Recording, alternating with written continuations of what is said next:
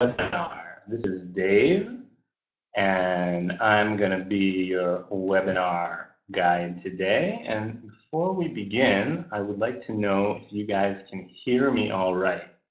So you guys have a chat in the right corner, and if someone could write and tell me if you guys can hear me, that would be great.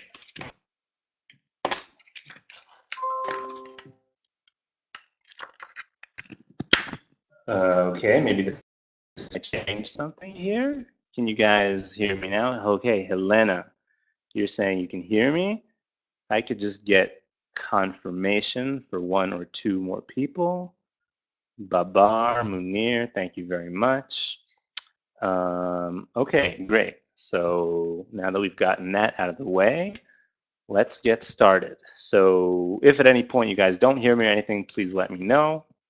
And let's jump into it. So welcome to our webinar, The Ultimate Study Plan You'll Actually Follow. And we're going to discuss today how you can build your own study plan that will help you reach your highest score in the fastest possible way. So before we begin, just for the sake of you, those of you who aren't yet familiar with examPAL, this is who we are.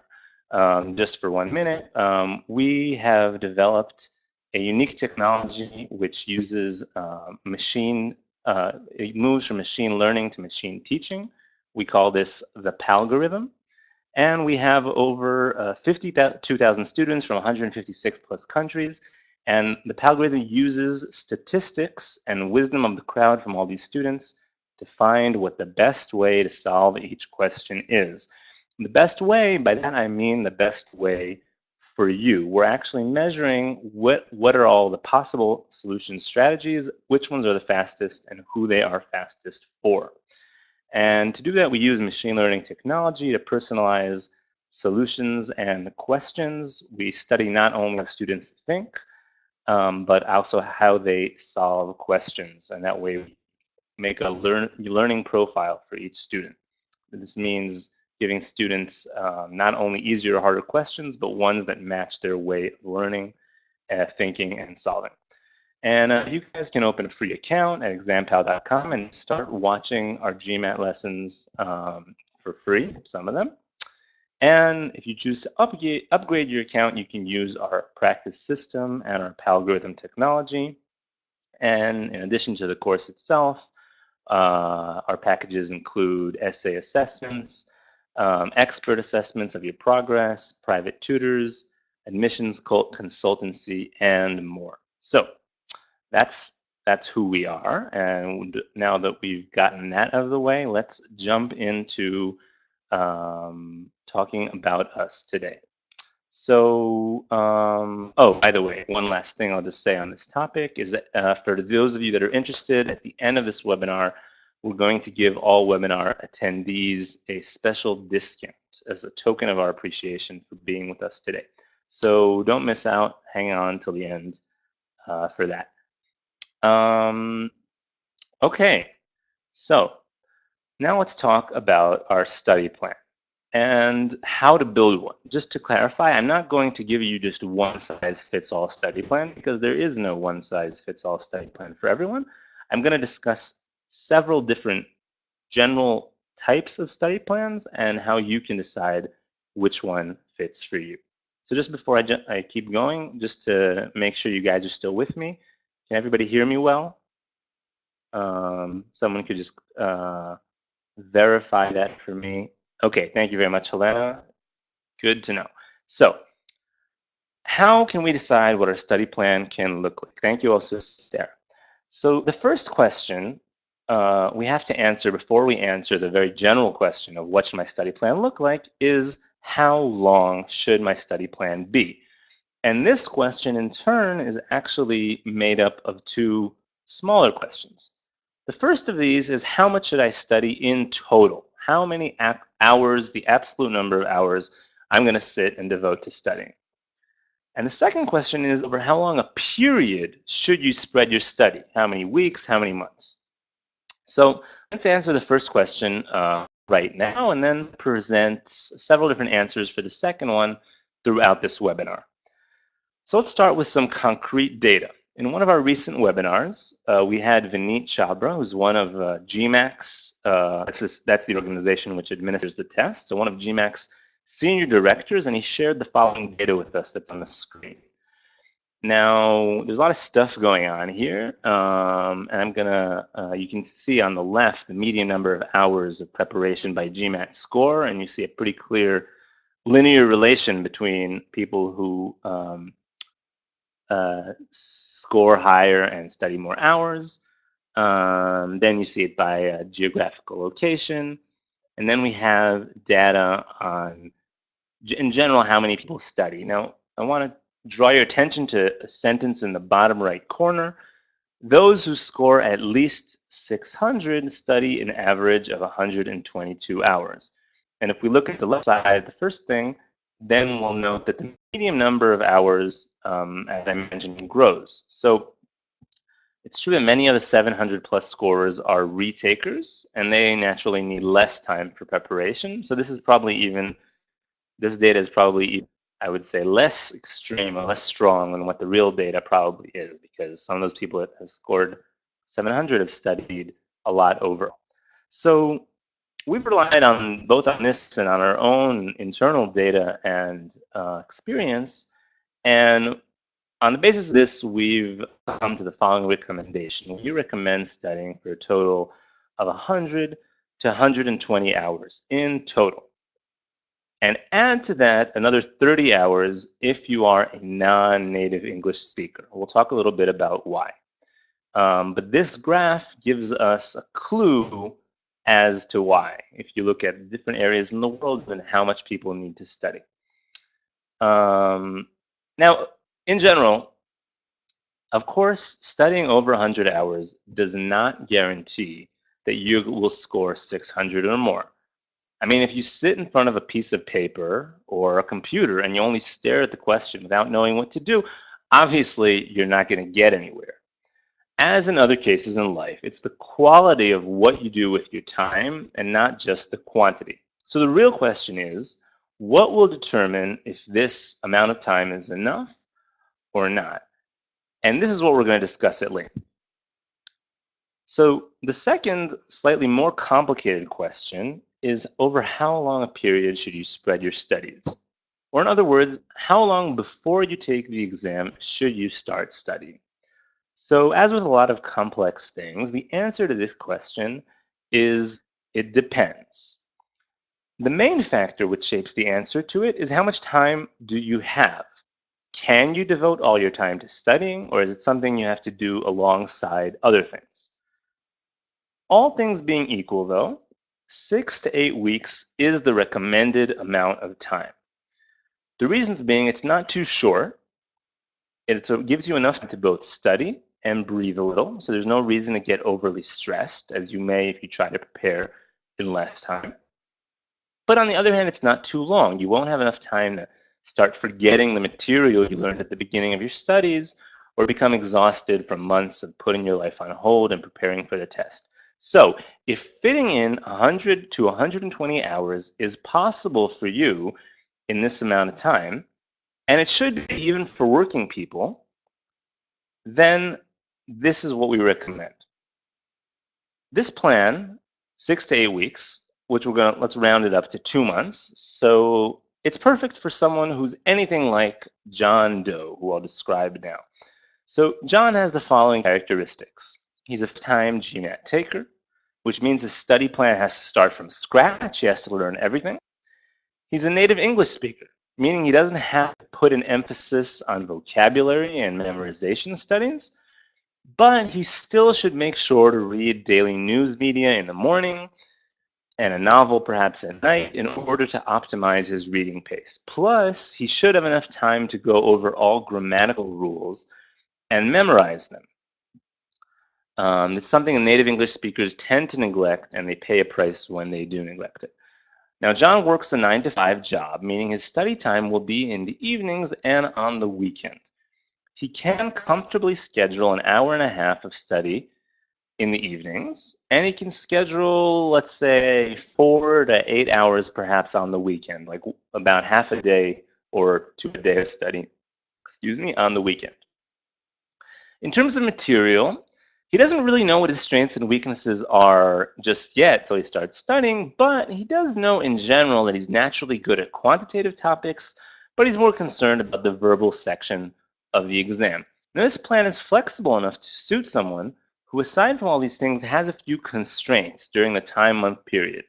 So John, for example, on the one hand, he can take work off the week prior to the exam, but on the other hand, 3 weeks prior, he has a 5-day business trip during which he won't be able to study at all, and he's also planning a vacation for his birthday on one weekend.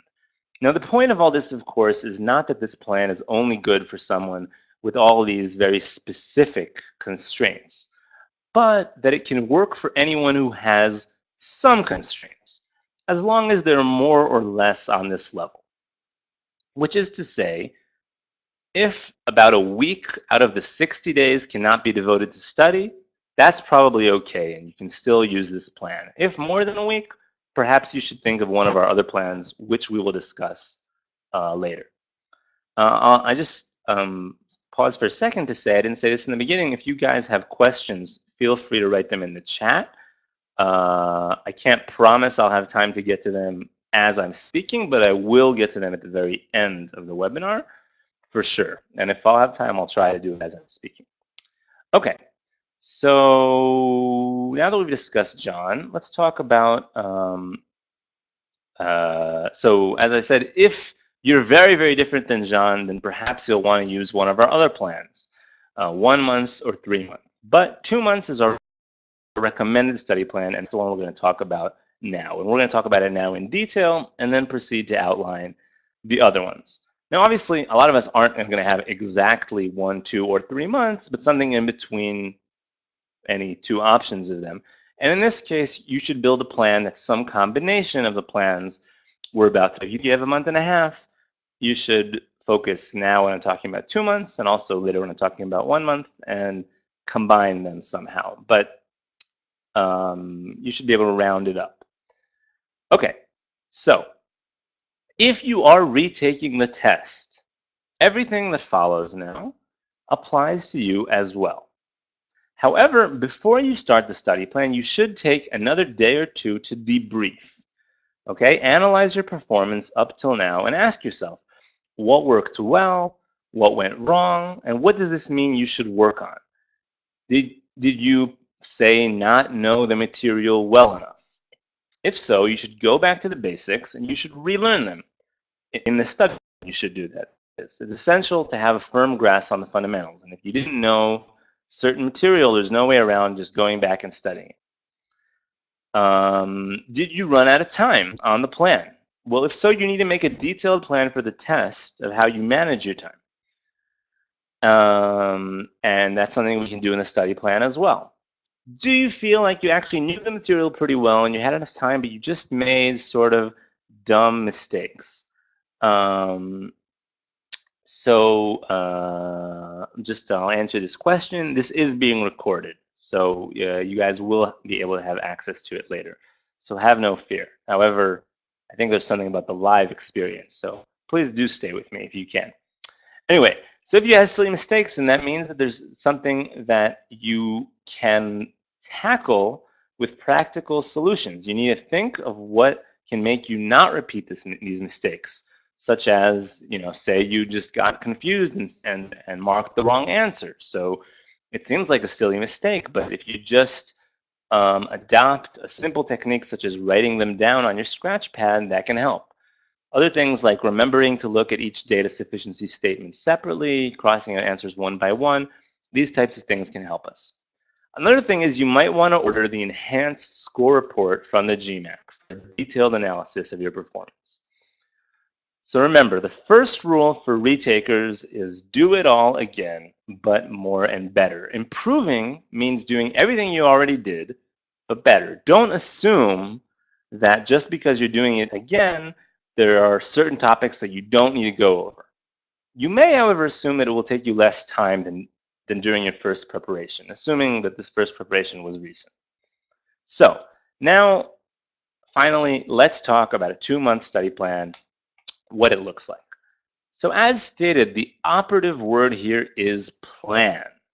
As in, our goal is to know what we're going for every day for the next 60 days. Now, this may sound ambitious, but we're going to break it down into 3 simple tasks. Ask yourself, first of all, what are all the non-GMAT things you have to do over the next 60 days? Now, be thorough and realistic. Often we're overly optimistic about how much study time we actually have, and we tend to forget all types of things that we actually have to do that are going to take away from our study time. So really try and think of all the obligations and constraints, and even stuff that isn't official and you have to show up, but stuff you're going to want to do, social things, stuff like that. So try to be realistic and don't be overly optimistic. The second thing is budget about 100 to 120 study hours overall, which is the recommended amount of time. And this is very doable over a 2-month period, even if you're working or in school. Think about it. 100 to 120 hours is in 1 month. It's kind of it can be sort of to full time, although not even. It's about half time. But if you have 2 months, then really you can do this even in the evenings and on weekends, like John Doe we described before. Now, as mentioned before, if you're not a native English speaker, it's advisable to allow at least another 30 hours in order to improve your reading pace and your vocabulary and memorization.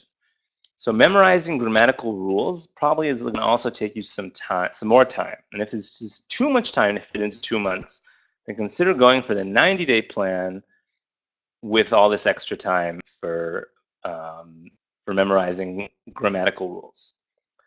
Okay, and the third thing you need to do is go ahead and schedule specific times of day for studying when you're both A, available, and B, realistically able to focus. Okay, it doesn't help to budget 4 hours of studying at night if, in fact, you're going to be completely exhausted after a long day of work and are not going to be productive. So try and find times where you can say ahead of time, this is time when I'm going to study and I'm going to be able to study well. All right. So now that we know when we will study, let's talk about what we will study, how we're going to spend that time. Your first 47 days are going to be made up of subject review and practice. Of course, 47 days is assuming you're doing exactly a 60-day plan. Obviously, if you're doing a little bit less, this will be a little bit less. If you're doing a little bit more, this can be a little bit more than 47. But I'm going to be referring to exactly a 60-day plan, and you can adjust accordingly. So your first 47 days will be made up of subject review and practice. The first thing you need to do is make a list of all of the GMAT topics. When I say GMAT topics, I don't just mean verbal and quant, but I mean all the subtopics in these, especially in the quant section, which make them up. Now on examPAL, this is actually automatic because our course is built up of all the relevant subtopics, which you can tackle one by one. So there's actually no need to make a list, we do it for you. Anyway, once you know what there is to study, you're going to plan a 2-day mini schedule for each topic. And it's going to look like this. On the first day, you're going to review fundamental material. So with examPAL, this entails watching our intro video first in order to make sure we know all the basic rules and terminology. Then we're going to watch the lesson to experience real test questions and refine advanced answer solving strategies. Now, while we're watching, we're going to compete 2 separate lists: a summary of the material, if it helps you absorb the subject matter, and a list of practical tips for question solving. So while you're studying, try and make yourself a list of just rules and formulas and stuff that's a summary, and a rule that's more practical tips, such as if I see that the answers are far apart from each other, sorry about that. If I see that the answers are far apart from each other, then I can estimate. That's kind of a practical tip. Okay, sorry, we lost our place. I'm gonna move back a second. Okay, so these are the 2 lists you should be making, and that's on the first day. On the second day, you're going to move ahead and solve some subject-related questions. So with examPAL, this means completing the practice phase, which includes a diagnostic phase, an improvement phase, and optimization. Now, after each section, after triangles, after quadrilaterals, after sentence correction, you're going to have to review your mistakes. You should make a running list of mistakes. So review your mistakes and add them to a list. It doesn't have to be every single individual mistake, but it should be every type of mistake. So when you look at a mistake, you should ask yourself, why did I make this? What type of mistake is this? Oh, this is a data sufficiency mistake, say, or this is a mistake that has to do with rounding things up when I shouldn't do that, and then make a list of these are the types of mistakes I did, and add actually examples. So the specific question is an example of this.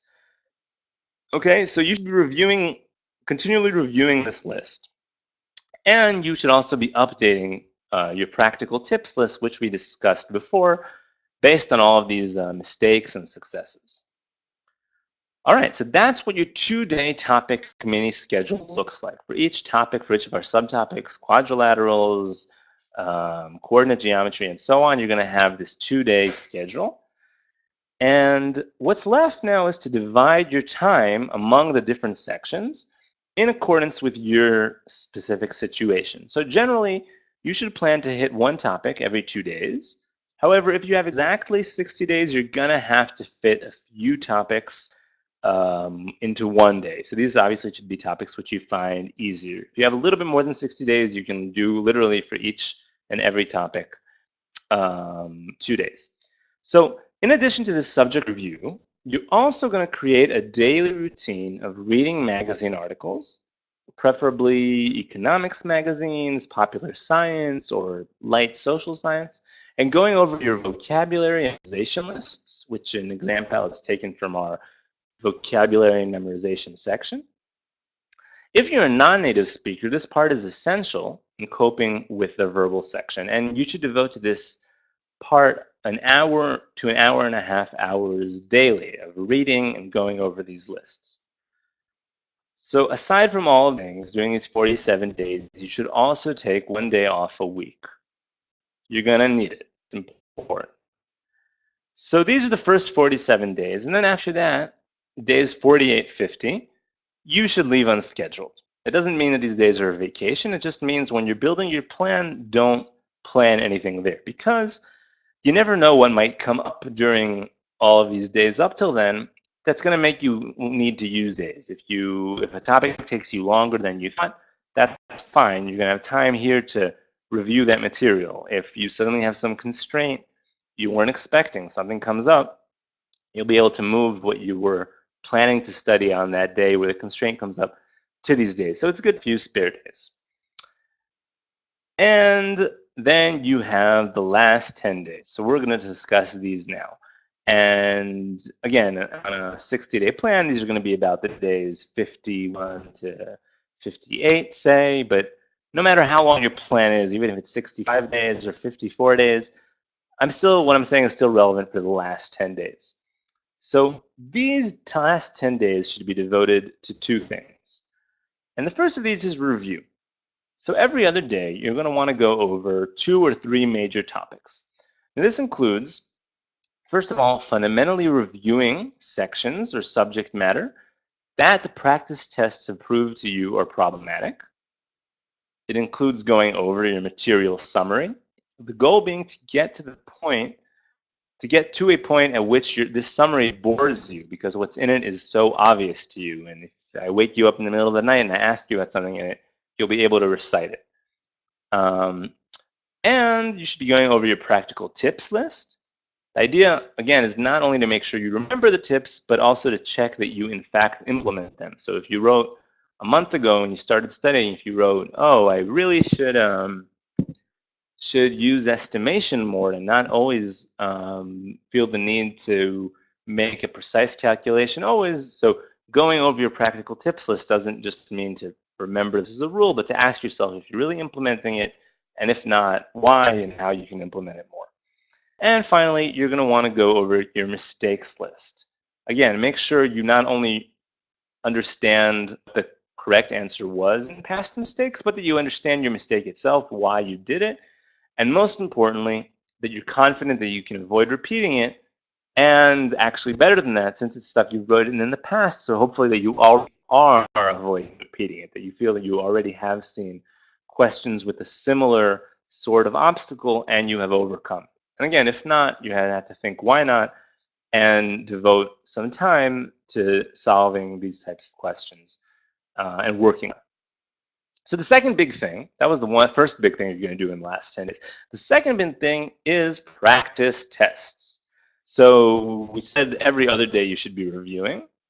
So say that was your odd day. And every other even day, you should be taking practice tests. So every other day, not devoted to review, you should be taking the GMAT CATs from start to finish.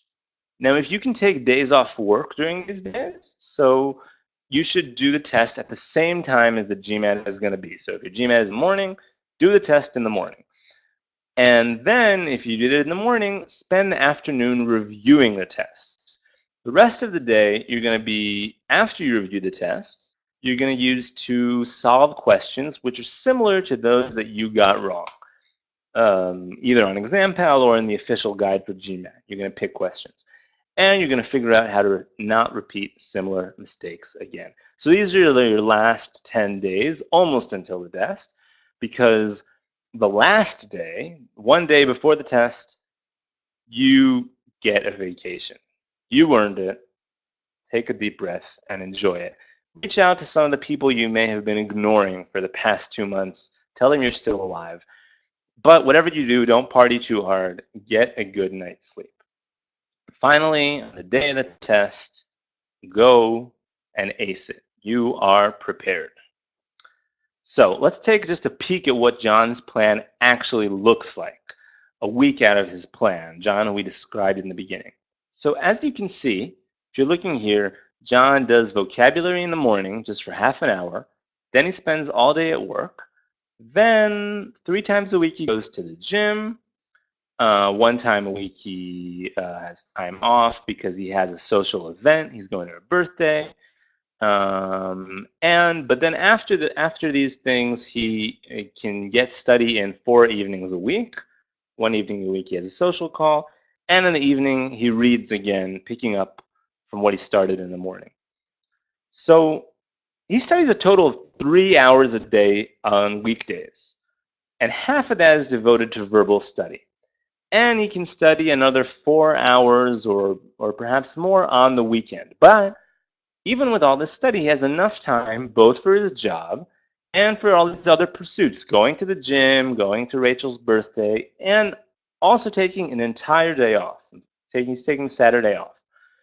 Now, with another 7 to 8 weeks that look like this, or 6 to 7 weeks besides this one that look like this is enough study time for John to prepare comprehensively over a 2-month period, even given the time that he had to take off. So the point, of course, is not that your plan will look exactly like this. We all have to customize to our own personal schedules, but this is a general outline. If you're anything like John, then this is proof that you can build a plan that looks something like this, and it will be enough. Okay, so that's how you can prepare over a 2-month period. But what if you don't have 2 months? Say you want to or have to, for some reason, take the test in only 30 days. Now, this is hard, for sure, but it is possible, even if you have a job and you can't devote your entire life to studying. So say you're someone like Larry, and he's decided to apply to round 1 in 6 weeks, which means he needs to take the GMAT in 1 month. So Larry also has a full-time job, but he's prepared to devote his evenings and his weekends entirely. He has about 3 hours to study every weekday in the evening, and he can study a total of 14 hours on the weekend. So study for most of the weekend. So if Larry is prepared to work hard, and he is, and if then he can succeed. And if you're prepared to work hard and you have 1 month, then even this might be difficult, it is definitely possible. So let's discuss how. Although, before we discuss how, I should say the cons of this situation are obvious. This is not a perfect situation. First of all, there is a lot of pressure, obviously. Second of all, it's going to be difficult to find a work-study balance. Unlike John, who we discussed before, who has time to go to a friend's wedding and to the gym, if you do this plan, it's a good bet you're not going to be too much fun over the next couple of weeks.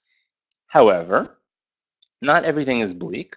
There are even a few pros to your situation, because studying over such a short time literally means that you're going to be fresh and sharp.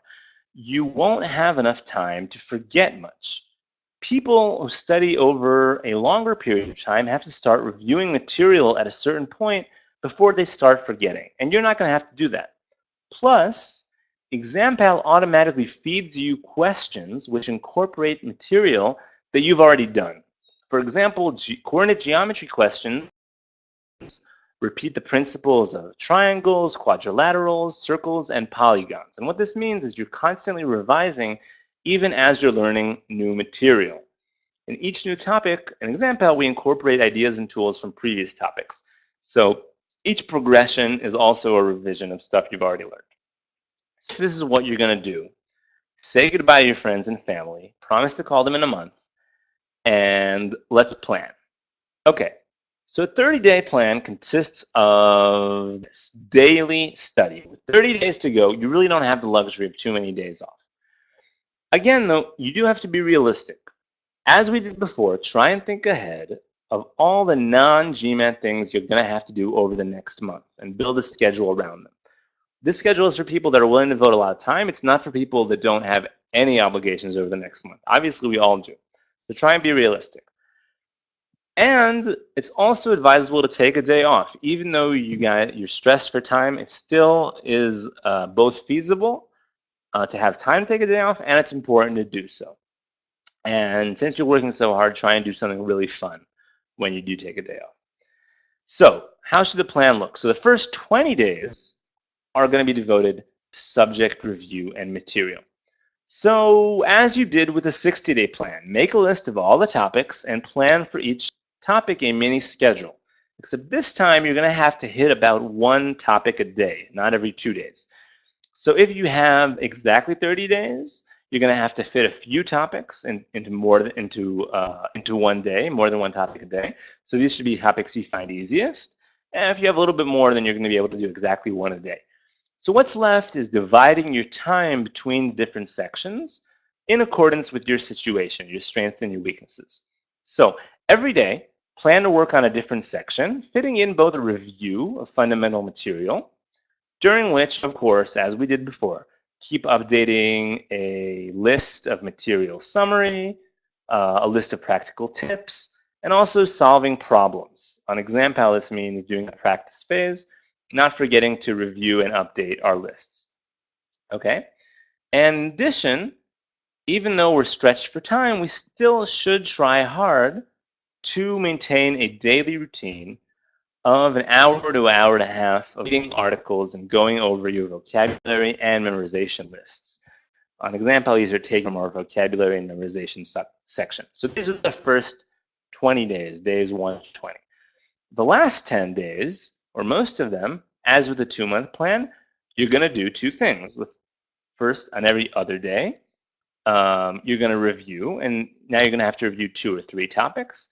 This means skimming material, going over notes, redoing difficult questions, updating your lists, and every other day, besides these days, or so every even day, the first 4 odd days, you're going to be taking GMAT CATs, and every other day now devoted to review. And if you can, take it at the same time that the actual GMAT is going to be, same time of day, and spend the rest of the day analyzing the test and solving questions similar to the ones that you got wrong. Day 29 of this test should be taken off. Okay, give yourself the day before the test to relax, to breathe. You can plan ahead that delicious dinner you're going to eat, but it should also be a light and early dinner and maybe no alcohol, or the movie you've been wanting to watch, the massage, whatever it is you've earned. And finally, on day 30, go ahead and ace it.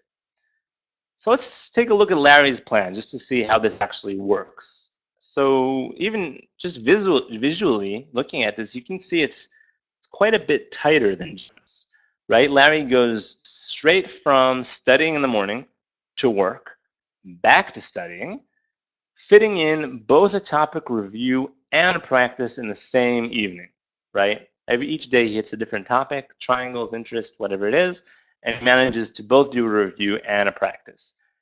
And while Larry does give himself a day off on the weekend, which is good, the other day he really studies from dawn to dusk. Okay, he fits 3 separate topics in. Of course, another way to do this would have been to, on both Saturday and Sunday, to study half a day and then take half a day off.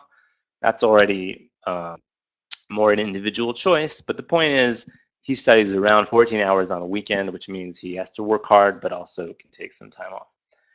So this plan is not easy for sure, but within 30 intense days, Larry is going to be prepared for everything. And if you do a test like this, you can also.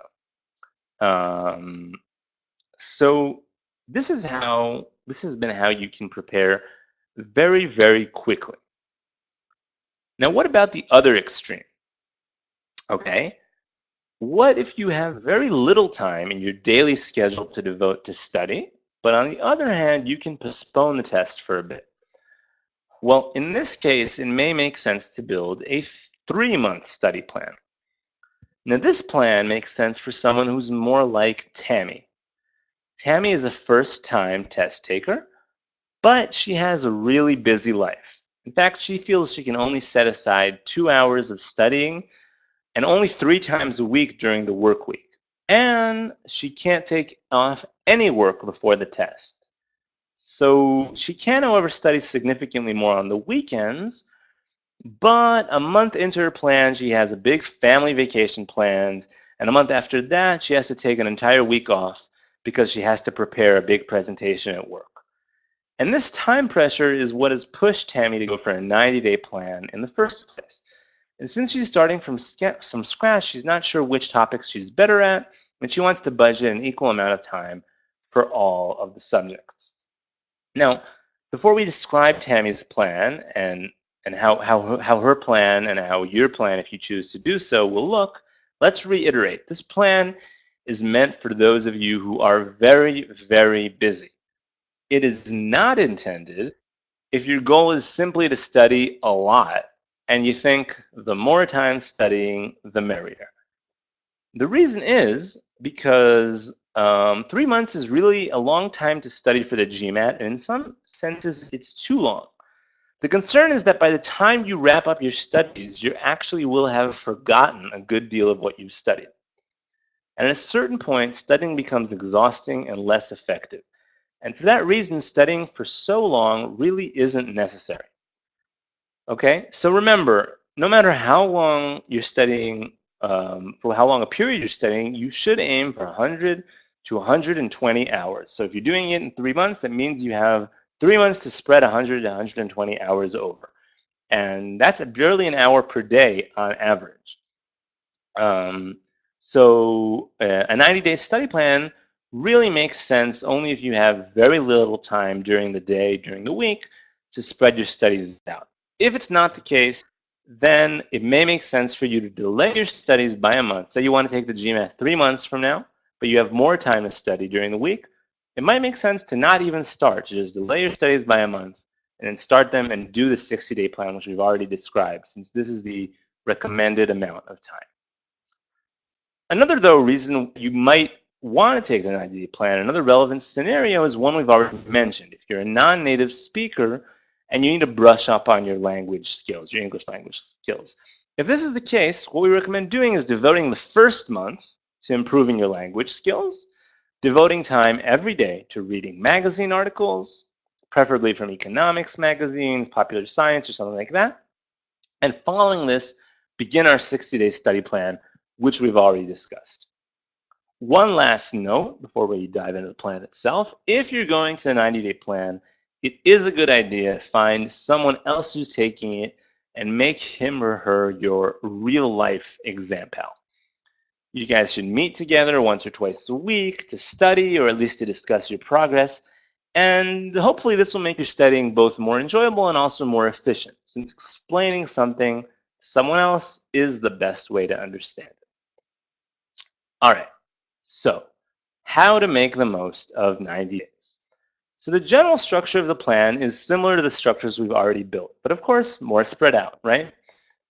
So what we did before in 47 days and then 20 days, here we're going to do in around 77 days, studying the material itself. And this means that you have time to build a 3-day mini schedule for each subtopic. So on the first day, you should be studying the fundamental subject material. Okay, so don't forget to keep that summary and tip lists going from before. Second day, you should be practicing your subject-related questions. And on the third day, you should be reviewing. Go over mistakes from the day before, and from the conclusions you draw, keep updating your tips list and your mistakes list as well. Okay? As before, after all of this, you should leave a couple of days open, unscheduled, because if you have to push things back, you'll have somewhere to put them. And the last 10 days are similar to those of the other plans. Devote every other day to topic review. Every other non-review day, devote to practicing tests, to practice tests, that is, and to analyze them. And once again, take the day before the test off. And on the day of the test, of course, go in there and ace it. So given all of the above, here's a peek at what Tammy's plan looks like. And as you can see, it's based on only an hour and a half on most weekdays. So she reads it a bit in the morning. She goes to work, Tammy 1 hours. But then she spends about an hour and a half, or here it's 2 hours, but it could even be less studying. And even that is only a few times a week. She has a couple of nights a week. She has to do other things, spend time with her family, go to a drama class in her case, and she doesn't want to skip these things or cancel them. These are obligations she wants to keep. So she only has a few nights and evenings a week to study, and even that is for not many hours. And even on the weekend, she can study for about half a day, but still, she's not spending her evening studying, and she takes an entire week off. So it's much, much more spread out than the other ones. And what you can't see here is her plan also reflects a 1-week business trip. But the point is, even given all of these constraints she has, and you can also fit all the necessary material in and arrive at test day both fresh and ready. So whichever study plan you use, there are a few additional tips which are always relevant, which I'll briefly go over. The first, when you're studying, silence is golden. By that I mean not that you shouldn't talk, but that your phone should be silenced. And it should also be in a different room, and it should probably be under a pillow. And by silence, I don't only mean volume, I also mean kind of mental silence. You shouldn't be distracted by anything else. So your browser, if you're studying on your computer, should have no other tabs open except for examPAL.com. And find a study place without many other people where you can really focus. You don't have no need to go over to the fridge every 20 minutes to see whether there have been any updates since the last time you've been there. You really have to sit down, be comfortable, and be able to relax, but focus and study. Another thing is, if you feel you're having trouble grasping something, then how should you tackle it? Well, it depends what it is and what kind of trouble you're having. If it's something small, say something that's related to technique, don't stress it. Don't get derailed. Don't change your study plan. This is what you have review days for. Postpone it to the review days and keep going.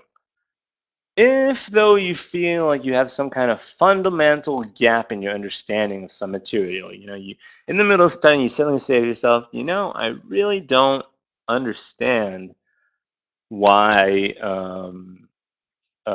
triangles always, why the external angle of a triangle equals the two angles in a triangle besides the one adjacent to it.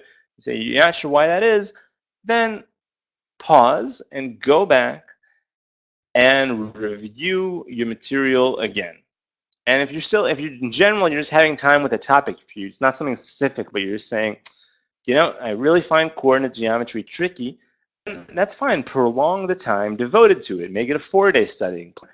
And shorten the time given to some other subject. You say to yourself, I'm really good at interest, I get it, and I'll spend 2 days on that, and I'll spend 4 days on coordinate geometry, which I find hard. By no means, however, what you should not do is erase a subject from your schedule entirely. Even if you feel confident about it, you should study it, because being good at it is nice, but if you feel like you're good at it, why not study it a bit and be great? Okay? The next tip is mistakes for opportunities, right? You need to research every mistake, and we've been discussing this all throughout the webinar so far, so this is perhaps, it's not accurate to say this is an additional tip, but it's that important, so that's why I'm mentioning it. Okay, you need to research every mistake to find out how it happened, why it happened, and how it could be avoided, what needed to be done differently. You should be keeping a running list of different mistake types, examples, and tips on how to approach them correctly. Okay, so you're better off doing 500 questions and really understanding them than doing 10,000 questions robotically and not really getting much value from them. Okay, finally, you should be getting 8 hours of sleep every night. I do mean every night. And exercise is highly recommended. It'll make you feel better, it'll make you focus better, it'll get all the dopamines flowing, and it'll actually make you better at studying. So these were the tips, and before we wrap this up, we want to say thank you to you guys for participating in our webinar, and we want to present you with a special offer for you webinar participants, and only for you webinar participants, only for the next 48 hours. So during that time, for you guys, all of our packages are 20% off, and to take us up on this, go to our website and use the following coupon when you check out: study plan 20 off. And also don't forget, we have a 30 days money back guarantee. If you decide eventually, if you buy a plan and decide not to use it back, you'll get your money back.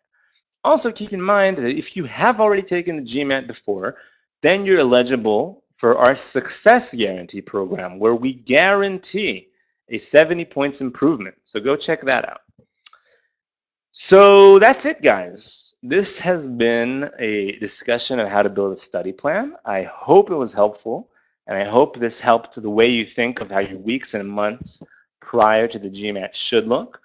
What I recommend doing is go to examPAL.com, sign up, and then you'll be able to get a recording of this webinar. So especially you, Eddie Dion, that had to get up, but all of you guys, if you sign up, you're going to get a recording. And